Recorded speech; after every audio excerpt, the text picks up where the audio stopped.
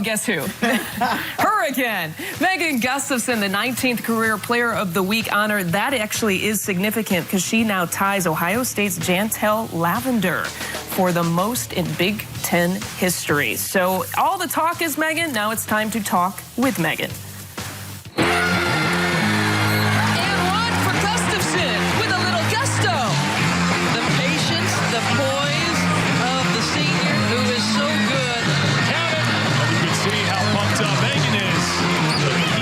Trying to deny her the basketball because once she gets it, it's over.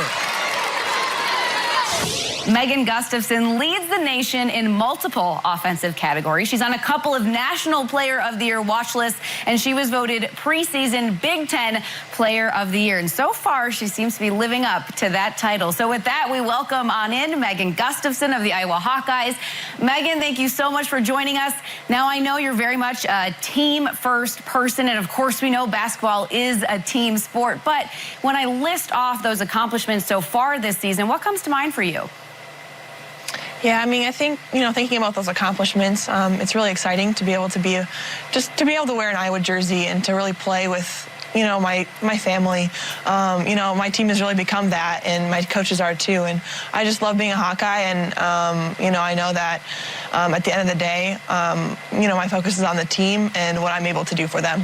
Okay, so let's talk about that team of yours. You now have 5 straight wins, and you're coming off a win against Purdue where I heard that Hannah Stewart during this game came up to you and she said, "Hey, Megan, are you going to let me score more points than you?" So take me back to that conversation, exactly what happened. Yeah, so I think the conversation happened in the fourth quarter. We both had 21 points at that point, and, it was just kind of a joke, but, Hannah's amazing. I mean, she really shot the ball well during that game, and, I was so happy for her. I know the rest of my team was super happy for her, and so, what's great is I'm able to really depend on her as well. I'm not alone down there, and it really helps to have that extra support.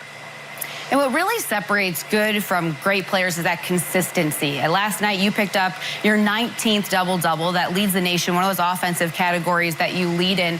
What is the key to your consistency night after night? Yeah, I think, in terms of consistency, my goal is to just really put myself in the best position possible to help out my team, and whether that's getting me the ball inside in the paint, getting our team extra possessions. Coach Bluter really emphasizes that, and it's really important to us. So I'm able to do that and really focus on where the ball is going to come off, off the rim. And so, rebounding is one of the things I love to do, and, I will continue to do that. Now, after all these years, I'd have to think that you've developed some sort of pregame rituals or traditions. Is there anything that you have to do before a game? I don't know if it's clothes-wise or eating-wise or anything like that. Yeah, so I have a couple of rituals before the game. First one is I always have to have an apple before the game just to get some natural energy. And then actually Hannah Stewart always braids my hair. She's never missed a game in my entire career, and so that's something that we always do before games. Okay, so what would happen if you didn't have an apple or Hannah wasn't there to braid your hair? Does it just becomes chaos? I hope not. I haven't had the chance to test that out, and I hope not to. Okay. Well, also something interesting about you is that you had a graduating class in high school of 11 people. So what would that Megan Gustafson say or think about Megan Gustafson today?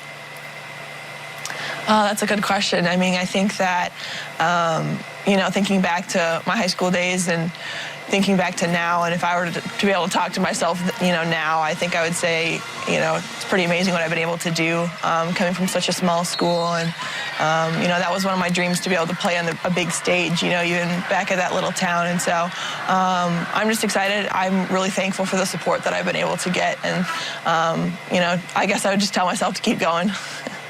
No doubt. I'm sure that you will as well. And you said that it was one of your dreams to play on the big stage. So you're doing that. If you weren't, are there other talents you have? What else would you be doing?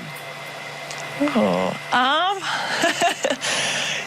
I was a flute player in high school and in middle school and in elementary. So maybe I'd be a flute player. Well, if you're half as good of a flute player as you are a basketball player, I think you could be successful in that too. I saw your gingerbread house making skills as well. Around Christmas time, you guys tweeted that out. Also impressive. Yes. Oh, thank you. Yes. Well, Megan, thank you so much for joining us. We appreciate the time today on Women's Sports Report. Thank you.